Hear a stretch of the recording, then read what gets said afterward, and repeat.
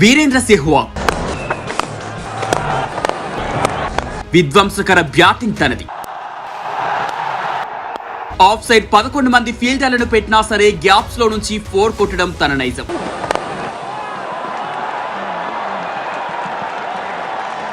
T20, one day, test match అని సంబంధం లేకుండా ప్రతి మ్యాచ్ లో కూడా ఒకే తరహా విధ్వంసకరమైన బ్యాటింగ్ వీరేంద్ర సెహ్వాగ్ సొంతం. బౌలర్స్ కి బౌలింగ్ వేయాలంటే హడల్. వీరు మొదటి బాల్ బౌండరీతో స్టార్ట్ చేయడం వీరుకి వెన్నతో పెట్టిన విద్య.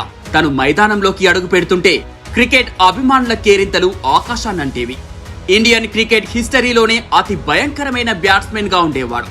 తన తండ్రి బహుమతిగా ఇచ్చిన ప్లాస్టిక్ బ్యాట్ తో ఆట మొదలెట్టిన వీరు ఒక పేదింటి కుటుంబంలో పుట్టిన వీరేంద్ర సెహ్వాగ్ కష్టాలు అన్నీ ఇన్ని కావు. తనకి పెద్దగా ఆర్థిక స్తోమత లేని కారణంగా క్రికెట్ ని ప్రాక్టీస్ గ్రౌండ్ లో కాకుండా నార్మల్ గవర్నమెంట్ స్కూల్ గ్రౌండ్లలో నేర్చుకున్నాడు. చదువుతో పాటు క్రికెట్ ని కూడా సమానంగా నేర్చుకుంటూ వచ్చాడు. స్కూల్లో చదువుతూ సాయంత్రం సమయంలో ప్రతిరోజు క్రికెట్ ఆడేవాడు వీరేంద్ర సెహ్వాగ్. ఇదిలా ఉండగా ఒక సమయంలో కొన్ని నెలల పాటు భారత జాతీయ జట్టు నుంచి ఎటువంటి అవకాశం వీరుకి రాలేదు అంటే నమ్మగలమా? కానీ వీరుకి ఎప్పుడైతే భారత క్రికెట్ జట్టు నుంచి అవకాశాన్ని అందిపుచ్చుకున్నాడు, ఇక ఎప్పుడూ కూడా వెనక్కి తిరిగి చూసుకోలేదు. ఇక అప్పుడు మొదలైంది ప్రభంజనం. రోజు రోజుకు పెరుగుతూనే పోయింది తప్ప ఎక్కడ వెనుకడుగు వేసే ప్రసక్తే రాలేదు. ప్రతి మ్యాచ్ లో కూడా రెచ్చిపోతూ తన సత్తాని ప్రపంచానికి చూపించాడు. ముఖ్యంగా బౌలింగ్ వేయాలంటే బౌలర్స్ భయపడేవారు. అంతలా తన బ్యాటింగ్ తో రెచ్చిపోయాడు. తను క్రీజ్ లో ఉన్నంత వరకు బౌలర్లకు హడలు పుట్టించేవాడు. ఇక సెంచరీలు, డబుల్ సెంచరీలు కొట్టడం అంటే వీరేంద్ర సెహ్వాగ్ రెచ్చిపోయాడు. ఏకంగా దాయాది దేశం పాకిస్తాన్ లోని బౌలర్లకు చుక్కలు చూపిస్తూ ట్రిపుల్ సెంచరీ బాదిన ఏకైక మునగాడు. సెహ్వాగ్ 1978 అక్టోబర్ 20న ఢిల్లీలో జన్మించాడు. 2 సంవత్సరాల వయసు నుంచే క్రికెట్ ఆడడం మొదలు పెట్టాడు. తన తండ్రి బహుమతిగా ఇచ్చిన ప్లాస్టిక్ బ్యాట్ తో ఆట మొదలెట్టిన వీరు ఆ తర్వాత వయసు పెరిగే కొద్దీ తనలో ఉన్నటువంటి స్కిల్స్ ని కూడా పెంచుకున్నాడు. చదువుతో పాటు క్రికెట్ ని కూడా సమానంగా నేర్చుకుంటూ వచ్చాడు. ఆరోరా విద్యా స్కూల్లో చదువుతూ సాయంత్రం సమయంలో ప్రతిరోజు తప్పకుండా క్రికెట్ ఆడేవాడు. క్రికెట్ ఆడడం అంటే అమితమైన ఇష్టం, ఎనలేని ప్రేమ. దానితో ఎక్కువ సమయం క్రికెట్ ఆటపైనే పెట్టేవాడు. ఆ విధంగా ఒకానొక సందర్భం వచ్చేసరికి చదువుని కూడా పక్కన పెట్టి ఆటపై పూర్తిగా దృష్టి పెట్టాడు. దీనితో పరీక్షల్లో మార్కులు చాలా తక్కువగా వచ్చేవి. ఇలా ఉంటే తన జీవితం పాడైపోతుంది అనుకున్న తండ్రి ఇక క్రికెట్ ఆడొద్దు, చదువుపైన దృష్టి పెట్టు అంటూ గట్టిగా చెప్పారు. అయినప్పటికీ సెహ్వాగ్ క్రికెట్ నుంచి దూరం జరగలేకపోయాడు.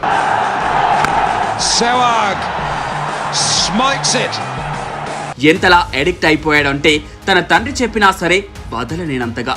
ప్రతిరోజు విపరీతంగా కష్టపడి ప్రాక్టీస్ చేసేవాడు. మొత్తానికి తల్లిదండ్రులు తన ఇష్టానికి వదిలేశారు. కోచ్ అమర్నాథ్ శర్మ దగ్గర విద్యార్థిగా జాయిన్ అయ్యాడు. అప్పుడు వీరిలో ఉన్నటువంటి ఉత్సాహం, ఆటపై ఉన్నటువంటి ప్రేమ మొత్తం ఆ కోచ్ కనిపెట్టగలిగాడు. అందుకే బాడీ లాంగ్వేజ్ కు తగ్గట్టుగా అటాకింగ్ బ్యాట్స్మెన్ గా తయారు చేయాలనుకున్నాడు. కోచింగ్ ఇచ్చాడు. బ్యాటింగ్ గమనిస్తే క్రీజ్ లోకి వచ్చిన మొదటి బాలే బౌండరీకి వెళ్తూ ఉంటుంది.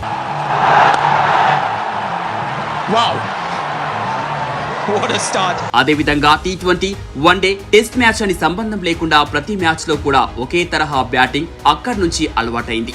ఈ విధంగా ఒక పక్క తనకిష్టమైన క్రికెట్ పై అమితమైన శ్రద్ధ పెట్టి నేర్చుకుంటూ మరోపక్క చదువులో కూడా డిగ్రీ కంప్లీట్ చేసే స్థాయికి వచ్చాడు.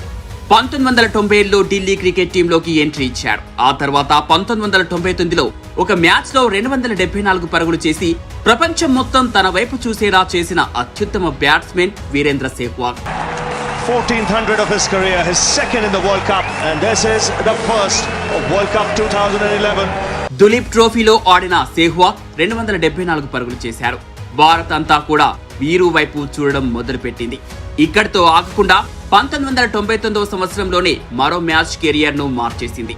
187 బాల్స్ కి గాను 175 పరుగులు చేసి భారత జాతీయ జట్టులోకి ఎంట్రీని క్లియర్ చేసుకున్నాడు. ఆ విధంగా వీరేంద్ర సెహ్వాగ్ ప్రస్థానం మొదలైంది. అయితే ఇలా ప్రస్థానం మొదలైందో లేదో వారి ఎదురు దెబ్బ తగిలింది. ఇంటర్నేషనల్ క్రికెట్ లో పాకిస్తాన్ తో ఆడిన మ్యాచ్ లో కేవలం ఒకే ఒక పరుగు చేసింది, అవుట్ అయ్యాడు. దీంతో దాదాపు 20 నెలల పాటు భారత జాతీయ జట్టు నుంచి ఎటువంటి అవకాశం లేకుండా పోయింది. అయితే 2000 సంవత్సరంలో అండర్-19 మ్యాచ్ ఆడినటువంటి వీరు 2 శతకాలు బాదాడు. దీంతో మరోసారి సెలెక్టర్ల చూపు వీరేంద్ర సెహ్వాగ్ పై పడింది. దాంతో 2001లో మరోసారి ఇంటర్నేషనల్ క్రికెట్ లో ఛాన్స్ వచ్చింది. ఇది చాలా మంచి అవకాశంగా భావించవచ్చు. ఎందుకంటే ఈ మ్యాచ్ లో ఆస్ట్రేలియాతో ఆడుతూ 58 రన్స్ చేశాడు. ఇక అప్పుడు మొదలైంది ప్రపంచం. రోజు రోజుకు పెరుగుతూనే పోయింది తప్ప ఎక్కడా వెనుకడుగు వేసే ప్రసక్తి రాలేదు. ప్రతి మ్యాచ్ లో కూడా రెచ్చిపోతూ తన సత్తాని ప్రపంచానికి చూపించాడు. ముఖ్యంగా బౌలింగ్ వేయాలంటే బౌలర్స్ భయపడేవారు. అంతలా తన బ్యాటింగ్ తో రెచ్చిపోయాడు. 2001వ సంవత్సరంలో న్యూజిలాండ్ తో జరిగిన మ్యాచ్ లో మొట్టమొదటి శతకాన్ని కొట్టాడు. ఇక్కడ ఉన్న ఇంట్రెస్టింగ్ పాయింట్ ఏంటంటే కేవలం 69 బంతుల్లోనే ఈ శతకం కొట్టడం జరిగింది. దీంతో వీరు పేరు మారుమోగిపోయింది. అదేవిధంగా మ్యాన్ ఆఫ్ ది మ్యాచ్ అందుకోవడం 2003లో జరిగిన వరల్డ్ కప్ లో కూడా తన సత్తాను చాటాడు. ఆ మ్యాచ్ గెలిపించడానికి శతవిధాల ప్రయత్నాలు చేశాడు. కానీ ఆస్ట్రేలియాపై జరిగిన మ్యాచ్ లో టీమిండియా ఓడిపోయింది.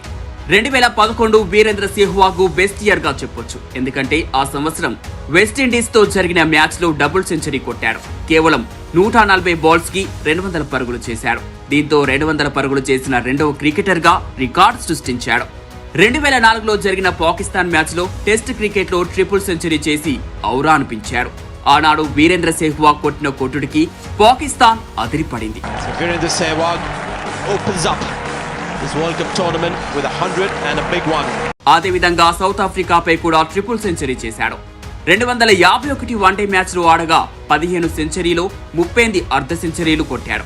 104 టెస్ట్ మ్యాచ్లు ఆడి 23 సెంచరీలు 32 అర్ధ సెంచరీలు కొట్టాడు. ఆడేది టెస్ట్ మ్యాచ్ అయినా వన్డే మ్యాచ్ అయినా బౌలర్స్ కి చుక్కలు చూపించడం మాత్రం పక్కా. ఆ రేంజ్ లో బౌలర్స్ ను ఉతికి ఆరేసేవాడు. అవార్డ్స్ విషయానికి వస్తే అర్జున అవార్డ్, పద్మశ్రీ అవార్డ్ అందుకున్నాడు. ఇక 2004లో ఆర్తిని వివాహం చేసుకున్నాడు. వీరికి 2 కుమారులు. 2015 అక్టోబర్ 20న అంతర్జాతీయ క్రికెట్ కి గుడ్ బై చెప్పాడు వీరేంద్ర సెహ్వాగ్. ఇలాంటి మరిన్ని ఆసక్తికర విషయాలను తెలుసుకోవడానికి మా సిగ్నేచర్ స్టూడియోస్ ని సబ్స్క్రైబ్ చేయడం మర్చిపోకండి.